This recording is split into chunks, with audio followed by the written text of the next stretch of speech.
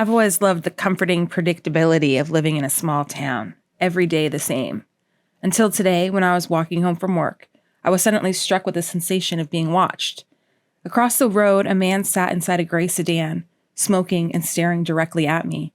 A shiver went down my spine. I picked up my pace, trying to shake off the unease.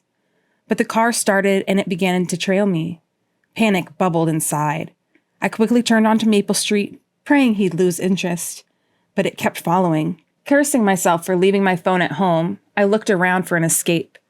There was an alleyway up ahead and it beckoned. I darted into the shadows, hiding behind a dumpster. I barely breathed as the headlights swept over the alley before continuing on. Believing he was gone, I made my way towards the wood that led straight home. As I entered the tree line, a chilling hand covered my mouth, and a raspy voice whispered, "Don't scream." It was him. My heart raced, fear threatened to immobilize me. But a memory from an old self-defense class kicked in. Using all my might, I stamped on his foot and I elbowed his stomach. He grunted, loosening his grip just enough, and I broke free. I ran blindly through the woods, the sound of his pursuit close behind. Yet I knew these woods like the back of my hand. Veering left, I reached a familiar creek that streamed directly into my backyard.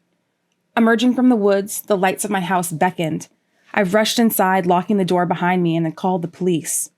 They arrived swiftly, apprehending the man who, as I later learned, was linked to numerous unsolved abductions.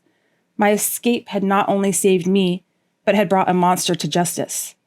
The incident shook my sense of security, but it also revealed a strength I never knew I had.